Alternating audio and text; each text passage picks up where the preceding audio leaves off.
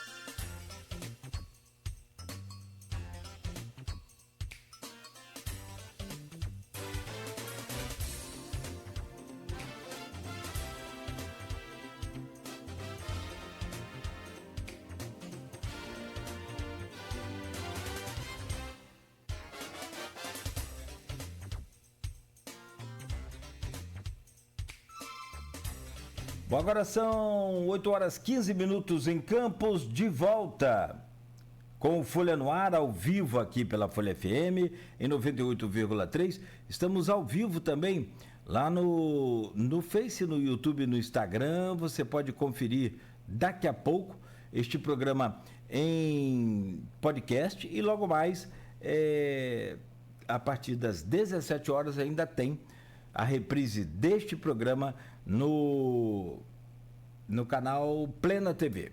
Fique ligado aí, tô atualizando aqui a informação, já para trazer para você o Folha no Ar, que é oferecido por Coagro, Proteus, Unimed Campos, Laboratório Plínio Bacelar, Vacina Plínio Bacelar, com Rede Mariana de Postos e o apoio de Radmed Diagnósticos. Campos tem tempo parcialmente nublado agora, previsão dizia de tempo bom, mas o tempo está, né, bem fechado agora, aqui mais nublado do que claro, e temperatura seguindo aí na máxima de 27 prevista para hoje. Por enquanto não há atualização aqui do canal do Instituto Nacional de Meteorologia, previsão de chuva para Campos, mas o tempo está parcialmente nublado agora aqui na área central da cidade. Olha, tem uma informação de última hora aqui no portal folha1.com.br, operação da Polícia Federal em vista de um deputado estadual de Campos, que é alvo de operação da Polícia Federal, hein? Na manhã desta segunda-feira, a Polícia Federal deflagrou com participação da Receita Federal e do Ministério Público Estadual, a Operação Postos de Midas, com o objetivo de apurar a prática dos crimes de organização criminosa, fraudes em licitações, corrupção ativa e passiva, peculato, lavagem de capitais, entre outros, contra um deputado estadual de Campos, e com operação aí em várias cidades, na região dos Lagos, na capital, enfim. E todos os detalhes no decorrer da nossa programação e também lá no portal folha1.com.br. Estamos conversando no programa de hoje com o Vinícius Couze Mérida. Ele é professor, historiador, pedagogo com pós-graduação em política brasileira, tem mestrado, doutorado em ciências da religião pela PUC Minas e Uluval do Canadá, e autor da biografia de Dom Antônio de Castro Maia. Até pega até uma pergunta do Lacerda aqui que fala sobre isso também, que pergunta a você sobre as dificuldades de escrever, né, de montar essa pesquisa e também de publicá-la. Eu vou incluir nessa pergunta uma outra, quando que sai o livro, essa obra que você acabou criando por conta da defesa da sua tese, mas que vira uma obra aí importante para a pesquisa, porque na verdade o que você juntou todo o seu conhecimento, sua experiência, sua expertise, com base na pesquisa que você fez nesses mais de 2 anos que você falou, Vinícius. Na verdade, essa pesquisa tem 18 anos.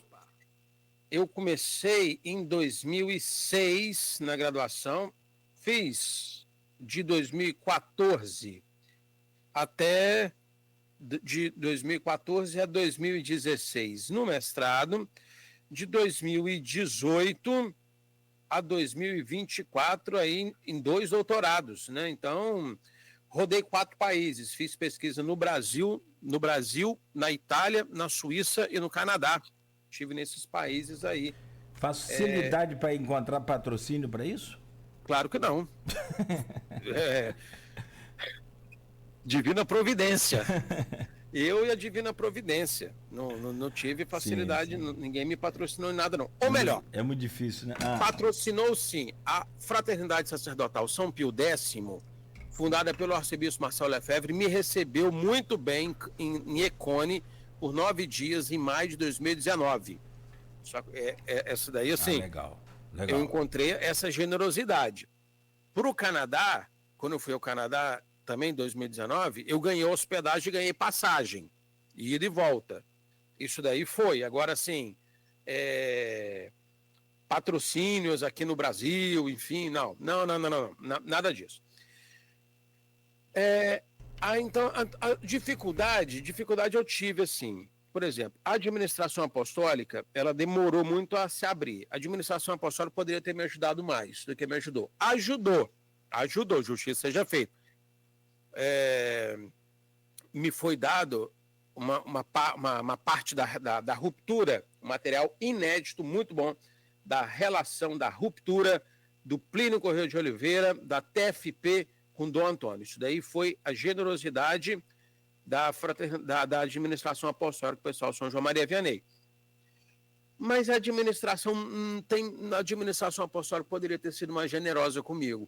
Mas eu entendo que é o seguinte: começou a União Sacerdotal São João Maria Vianney, que foi um processo aí que começou no finalzinho de 81, quando Dom Carlos Alberto Navarro exonerou o padre Henrique Conrado Fischer.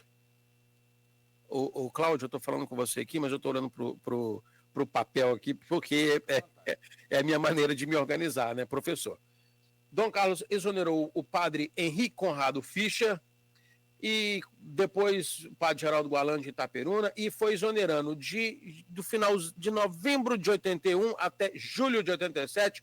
O último foi o padre José Gualandi, personagens queridos e conhecidos em Campos Goytacazes. Pois bem, foi fundada então a União Sacerdotal, um processo, foi a União Sacerdotal São João Maria Vianney.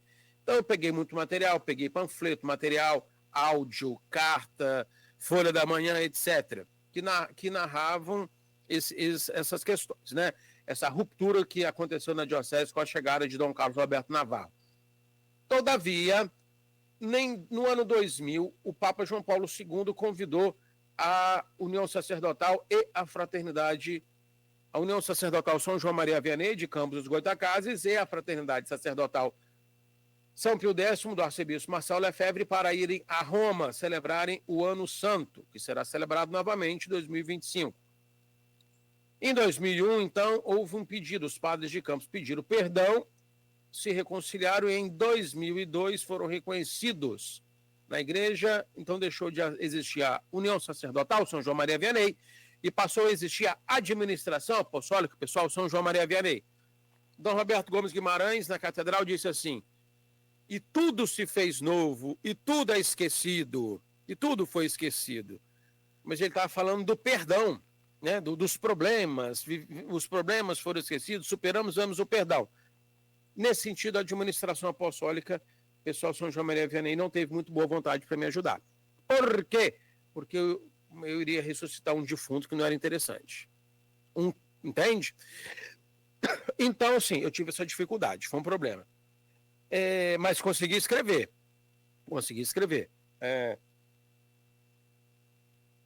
Dom Roberto Francisco me abriu as portas da Cúria Diocesana.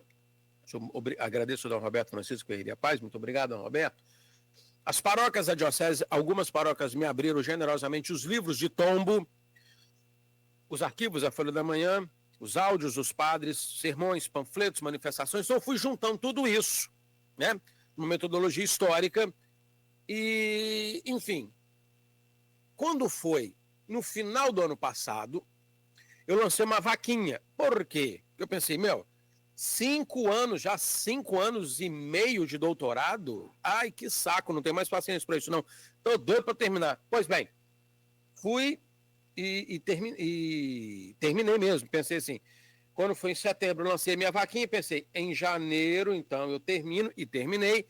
Quando meu professor brasileiro vai estar de férias, o franco-canadense já vai ter voltado. Quando for fevereiro, eu ajeito isso, faço as correções. Quando for abril, eu corrijo, mando para a editora e foi.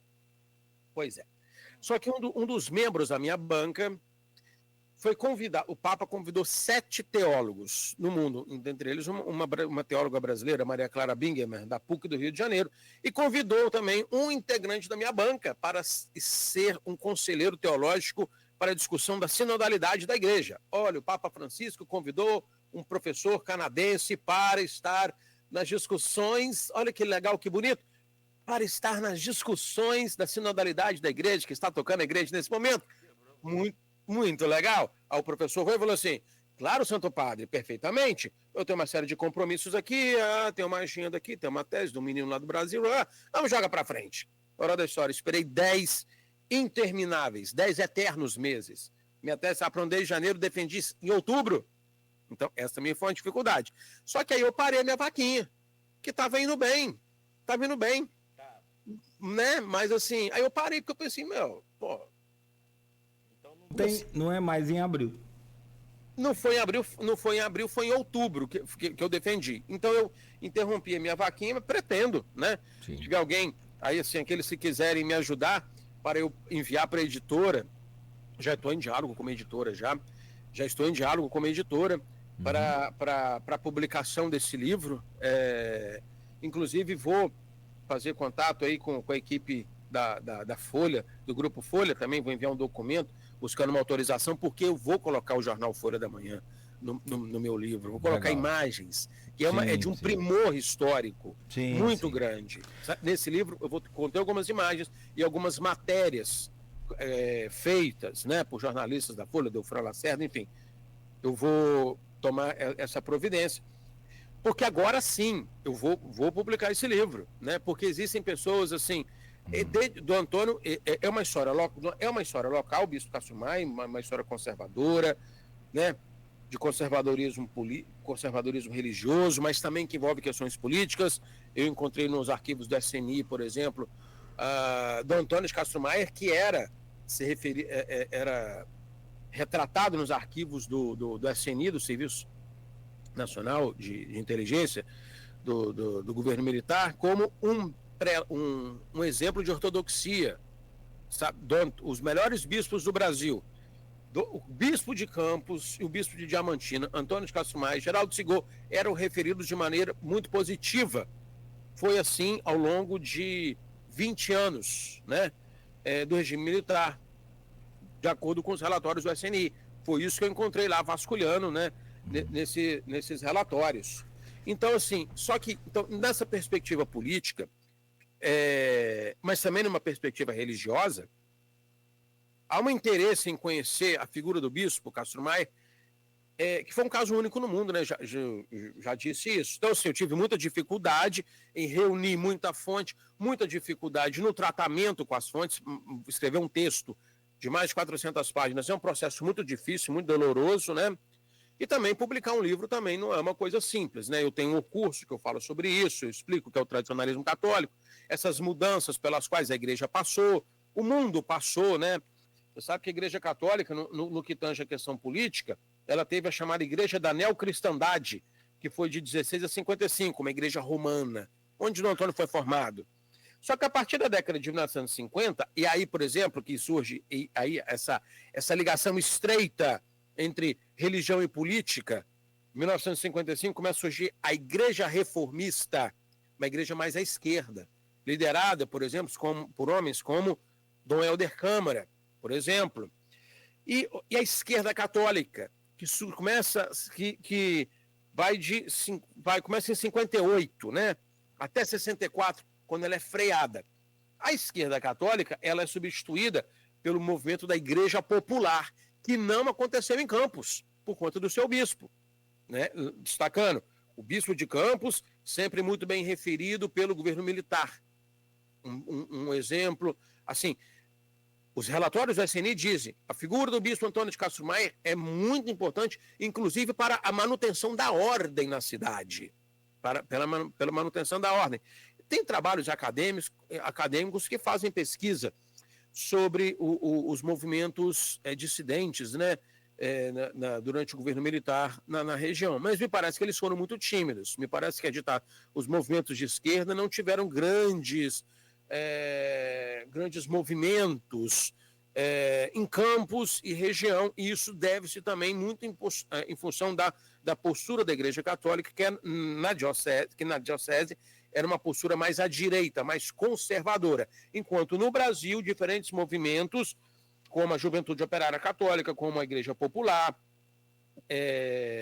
movimentos populares, enfim, a Igreja Reformista, surgiam no Brasil. O bispo de Campos ele segurava, ele é um mantenedor da ordem, né? Um bispo de direita, conservador de direita. Deixa eu te trazer aqui esse tema agora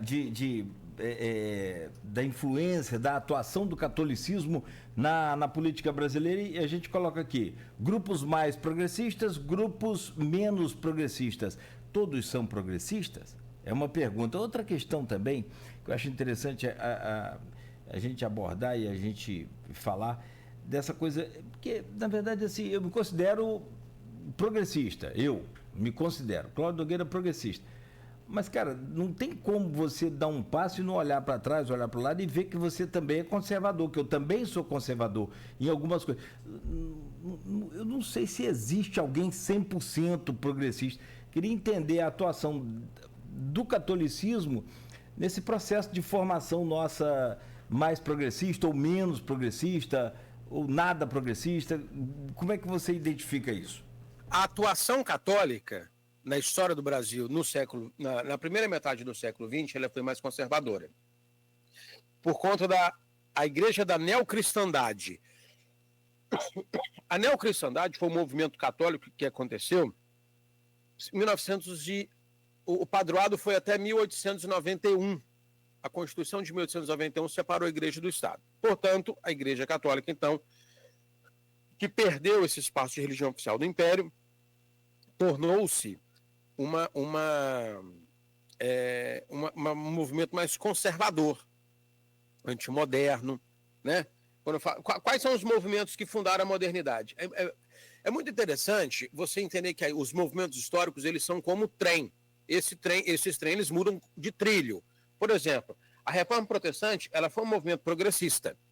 A Reforma Protestante, a Revolução Francesa, os ideais iluministas, a própria Revolução Comunista, né, são movimentos mais progressistas. A Igreja Católica, por sua vez, se fechou. Até 1958, o papado ele era uma instituição conservadora antimoderna. Por quê? Porque ele era antiecumênico, antimoderno, antirrevolucionário, antiliberal. A Reforma Protestante ela teve como uma das suas premissas o pensamento igualitário. A Reforma Protestante, nos seus primeiros séculos, ele foi um movimento mais de caráter progressista. Pois bem, década de 1950 as coisas começam a mudar. O trilho do catolicismo, sabe, aquelas mudanças de trilho, começa a deixar uma igreja do fausto monárquico, de uma igreja mais da monarquia, e vai para uma igreja mais popular, uma igreja mais reformista, o advento da esquerda católica. Na década de 1960, a igreja evangélica elege o seu primeiro deputado.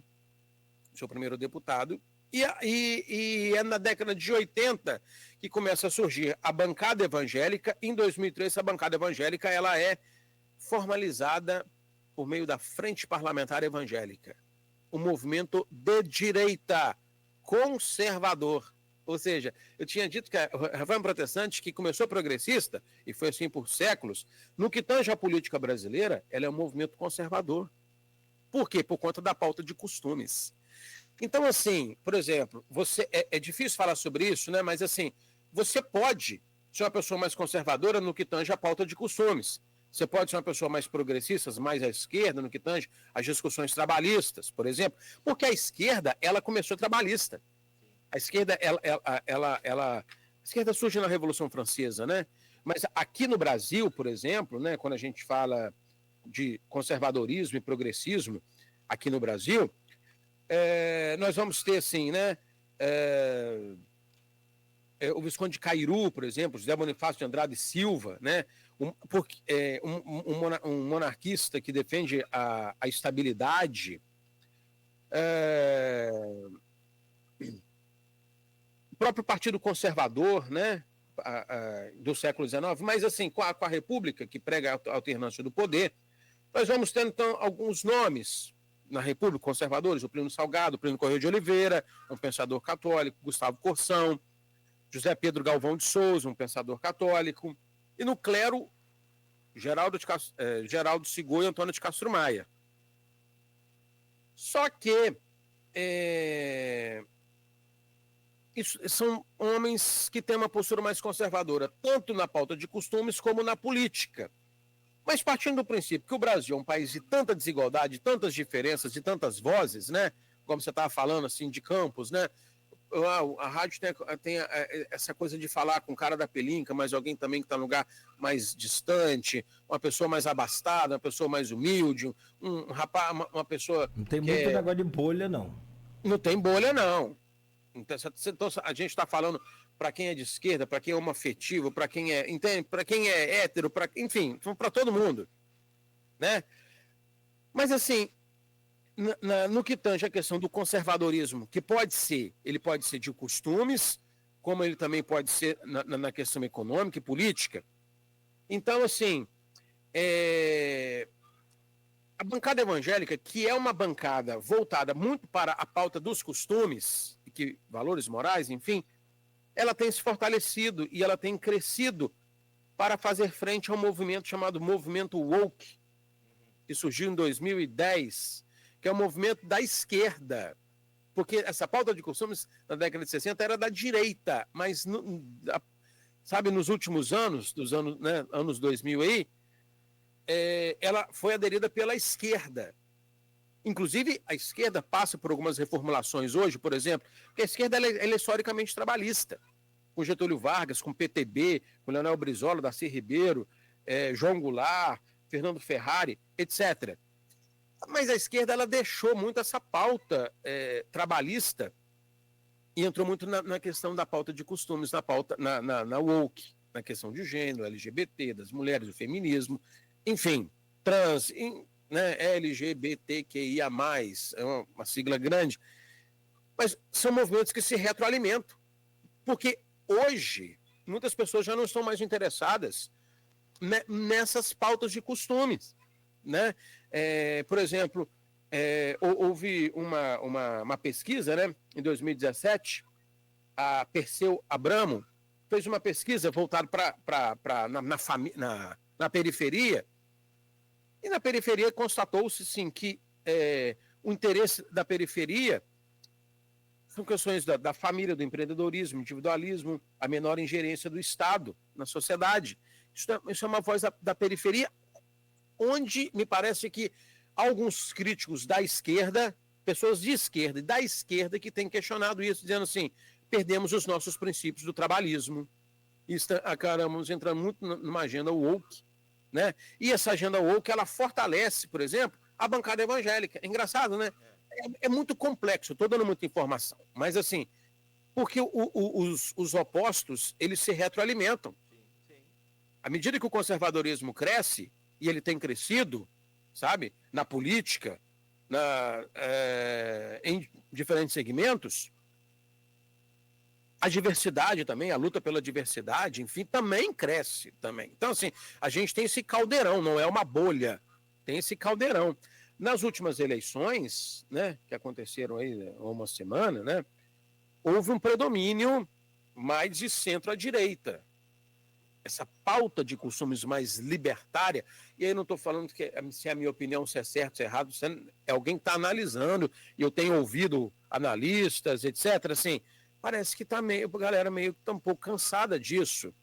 E a própria esquerda, por exemplo, está tentando se comunicar, por exemplo, um determinado candidato, né, o candidato de São Paulo lá, mais à esquerda, ele adotou no segundo turno um discurso mais de empreendedorismo, mais individualismo. Depois do tiro no pé de canhão, da tentativa de cantar o hino nacional... Todes. Linguagem neutra. Linguagem neutra, que não houve uma reforma ortográfica, não houve uma reforma do português para implantar essa linguagem. Então, é meio que você tentar empurrar de goela abaixo a população, até mesmo que da esquerda, meio que não aceitou tão bem assim aquela coisa, né? Então, tem que repensar, tem que rever isso aí que você falou. A esquerda não...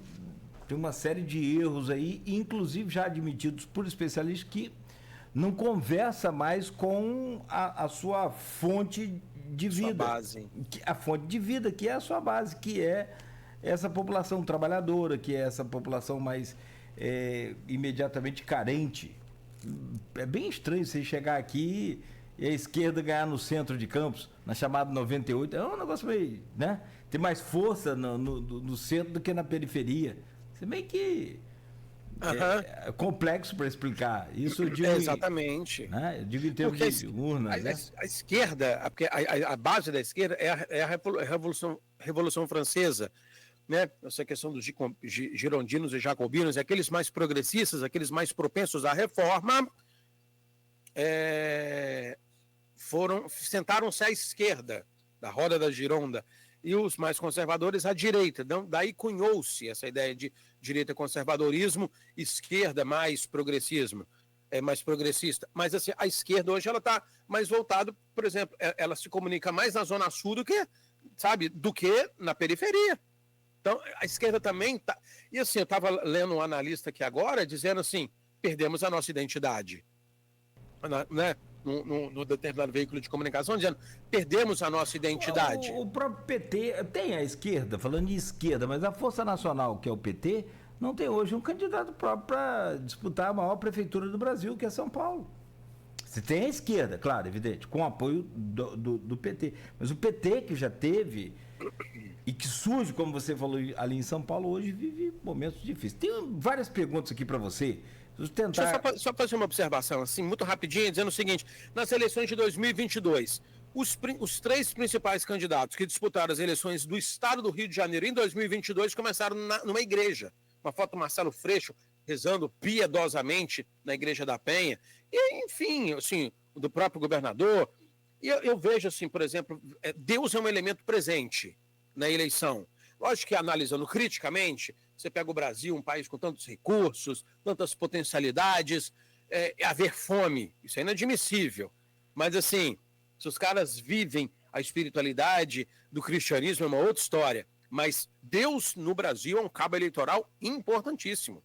Eu não conheço nenhum político que diz assim, olha, eu vou pela pluralidade, eu sou ateu, não acredito em Deus, mas o Estado é laico, e se eu acredito em Deus ou não, isso é um detalhe. Não conheço. Todos eles, em algum momento, mais ou menos, evocam Deus. Perfeito seu comentário. Cabo eleitoral fechou muito bem. Bom, deixa eu trazer aqui, tem várias perguntas para você. Lá no streaming tem uma do também professor Henrique da Hora. Deixa eu ver aqui, tem uma do Lacerda que eu queria encaixar com uma do Arnaldo Garcia, que está aqui também. Tá, sobre essa questão do tradicionalismo da Igreja Católica, né, na política brasileira, qual o futuro e prognósticos que o senhor vislumbra e pode fazer sobre o tradicionalismo em Campos e no mundo católico? Vem lá do Lacerda, Delfran Lacerda.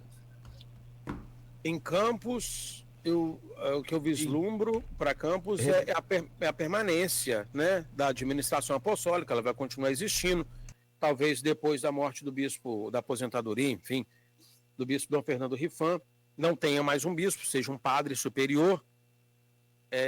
Talvez, isso aqui é coisa minha, tá? Achismo meu. Mas ela vai conservar. Por quê? Porque qualquer papa que queira criar problemas com a administração apostólica, extinguir a liturgia tridentina, Fraternidade de São Pedro, grupos, Instituto Bom Pastor, né? grupos que celebram a liturgia tridentina, ele vai ter problemas. Porque é um movimento crescente na igreja hoje.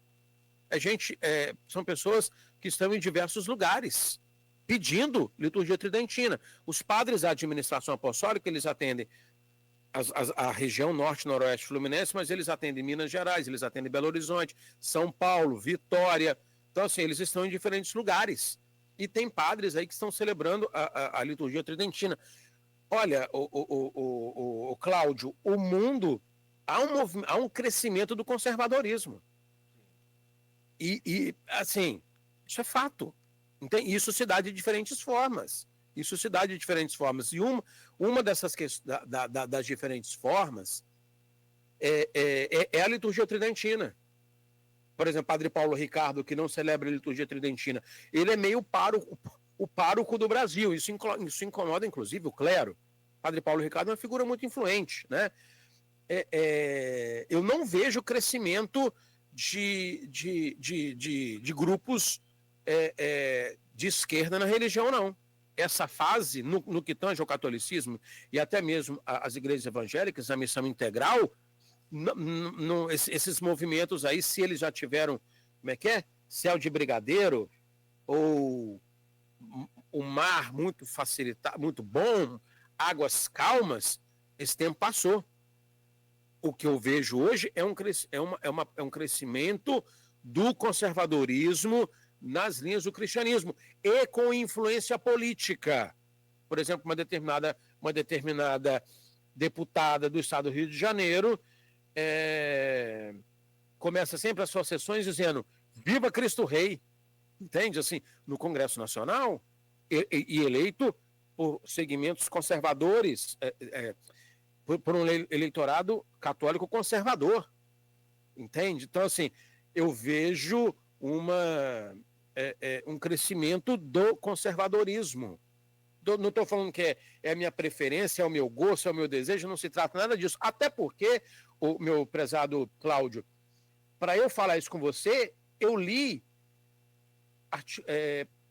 escritores de esquerda para dizer assim, ou a esquerda se volta para a base, ou a esquerda busca a religião, porque há esse pensamento, né? Comunista não gosta de Deus. Então, assim, ou a gente tira essa capa de comunista, de anticlerical, de antirreligião, etc., e se comunica com a religião, ou nós vamos perder espaço para a direita e extrema direita. Parênteses. Acho que essa extrema direita ela é chamada de maneira até injusta, de extrema. Tem muita gente de direita que está sendo chamada de extrema sem ser. Isso é uma outra questão. Mas há uma preocupação da esquerda em também se tornar mais conservadora para se manter viva no game político. Senão, não terá maioria. Perfeito. Seu comentário perfeito. Pergunta do Arnaldo Neto, para a gente sacramentar e vamos partir para o final. Acho que não vou nem fazer outro bloco, porque emendou aqui e o assunto é extenso. É claro, é evidente que não dá para a gente falar num programa só. O que fica bom, por um lado, que a gente volta aqui daqui a pouco, antes até mesmo de você lançar o seu livro. Eu estou sempre às ordens, você sabe que eu tenho uma gratidão tremenda com a Folha. Então pronto. Existe um caminho para que a religião retome a importância que teve no passado? Qual o ponto de vista desse esvaziamento que o segmento religioso tem nos tempos atuais? Pergunta Arnaldo Garcia. Rapaz, que doideira, hein? Nossa pergunta é difícil, você sabe por quê? Porque, por exemplo, as pessoas elas praticam espiritualidade. Por exemplo, Frei Gilson, 4 horas da manhã, por exemplo, rezando o rosário da madrugada todo dia. Não é difícil líderes religiosos evangélicos lotarem estádios no Brasil. Não é difícil. A bancada evangélica está aí. Há Deus é evocado como cabo político, como cabo eleitoral político. Eu acho que o grande desafio das instituições é fazer com que as pessoas estejam a fim de estarem subjugadas a elas. Porque o pensamento do liberalismo, e aí eu não estou falando de liberalismo político não, tá? eu estou falando de um liberalismo filosófico que prima pela emancipação do indivíduo. Não estou falando de liberalismo econômico nem liberalismo político. Estou falando desse liberalismo filosófico que prima pela emancipação do indivíduo. Ele chegou, ele é uma característica da pós-modernidade, da modernidade líquida. Isso faz com que as instituições elas estejam mais fragilizadas. Ou seja, e as instituições que eu estou falando também são as instituições religiosas. Porque alguns anos atrás, não ir à igreja era um fator, um certo escândalo, assim, alguns anos atrás, né, assim, a mãe censurava, né, assim, era de bom tom que as pessoas fossem à igreja. Hoje em dia você pode ir à igreja ou não, e está tudo bem, ninguém vai te censurar por conta... né, o exercício da liberdade, ele é integralmente livre. O exercício da religiosidade, ele é livre. Você pode ir numa igreja ou não, o indivíduo ele vai se ele quiser ou não. Então, eu quero dizer o seguinte, eu acho que as pessoas elas continuam muito dispostas e disponíveis para praticar a espiritualidade, a oração, o seu momento de reflexão bíblica, ou do evangelho nosso no lar, enfim, né, diferentes tradições religiosas.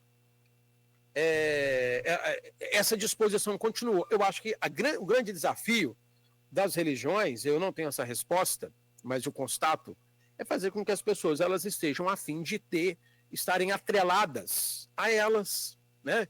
Porque, por exemplo, o movimento do ateísmo é um movimento crescente no Brasil. Sim, mas é 8% da população. Agora, o movimento, por exemplo, dos evangélicos desigrejados é um movimento crescente, né? Haja vista que eu citei aqui agora, por exemplo, que de jovens de 16 a 24 anos, 37% desses jovens, numa pesquisa feita no Brasil, nas principais regiões metropolitanas, não tem religião.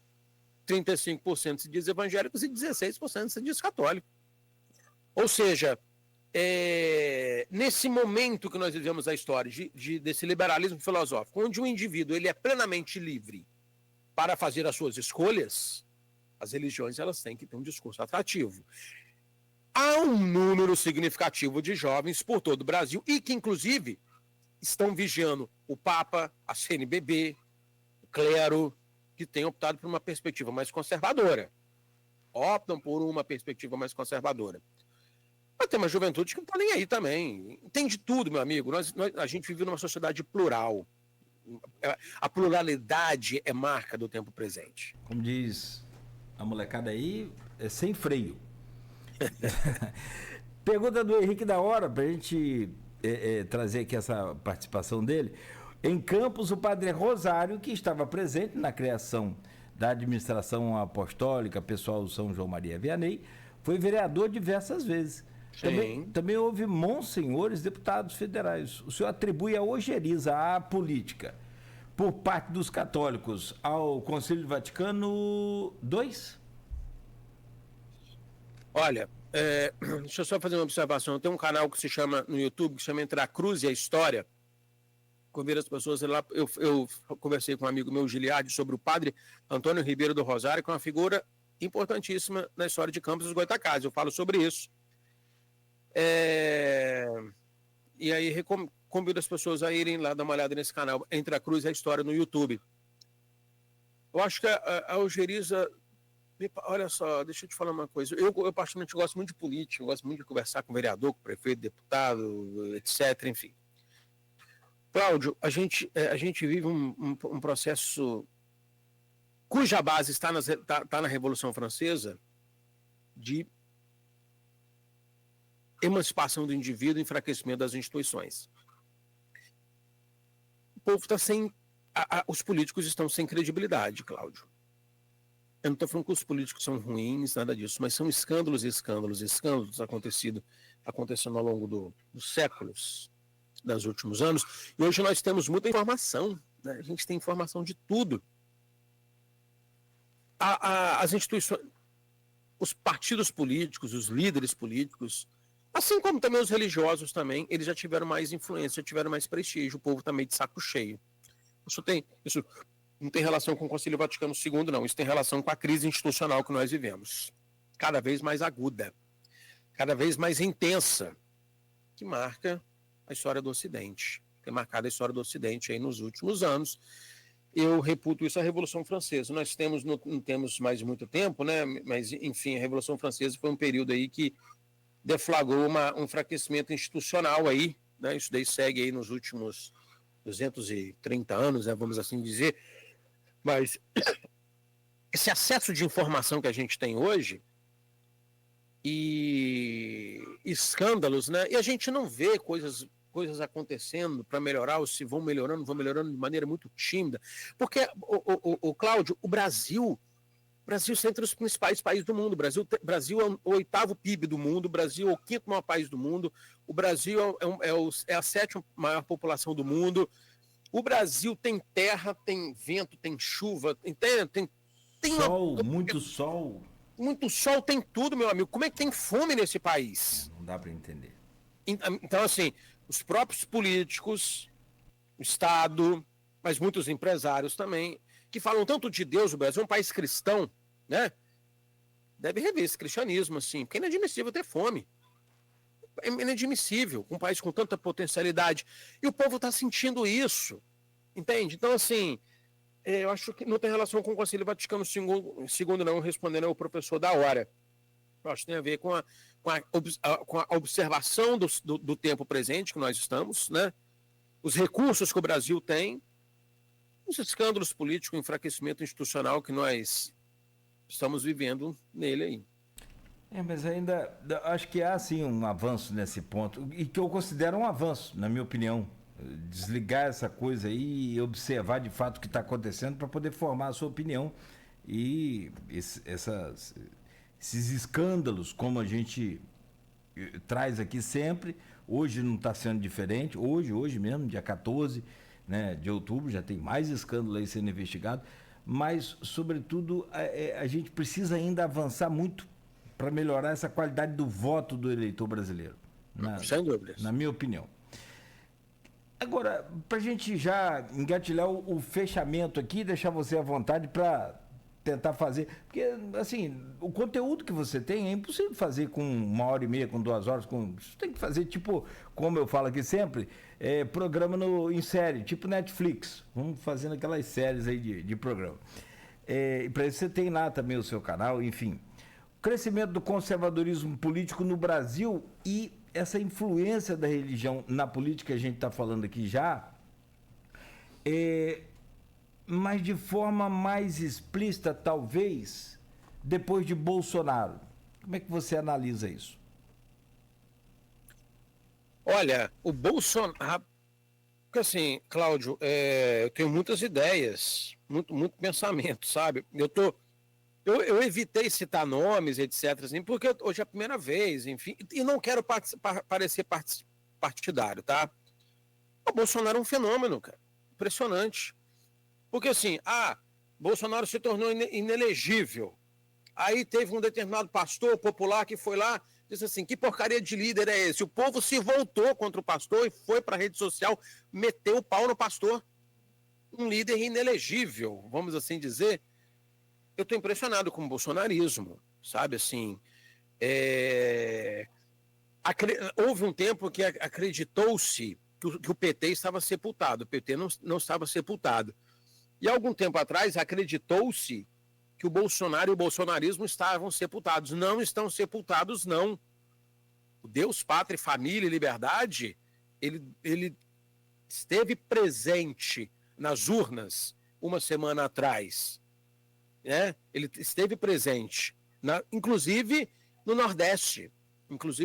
Me chamou muita atenção isso. Assim, eu acho que quem entende mais um espectro conservador, eu acho que gostou muito do resultado de 2024, na eleição de 2024. Me chamou muita atenção. Deus é um elemento muito importante para a direita, Deus é um elemento muito importante para os conservadores, Deus é um elemento muito importante para o Bolsonaro.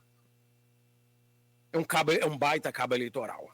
Com certeza, porque assim, ele esteve em Aparecida, ele não esteve na SEBS, mas ele esteve em Aparecida, ele esteve na Canção Nova, ele esteve na Marcha para Jesus, ele jogou nas 11, entende? Assim, e arregimentando pessoas em torno de si. ele tem algumas dezenas de milhões de pessoas que o seguem de maneira muito fiel. Ele se revela um cabo eleitoral muito influente. E a religião, e Deus, e pátria, e família são elementos que constituem o discurso do Bolsonaro, e ele influencia as pessoas. Me chama muito a atenção. Como que ele está forte. Como que ele está forte. O Rio de Janeiro, o filho dele bateu o recorde que era.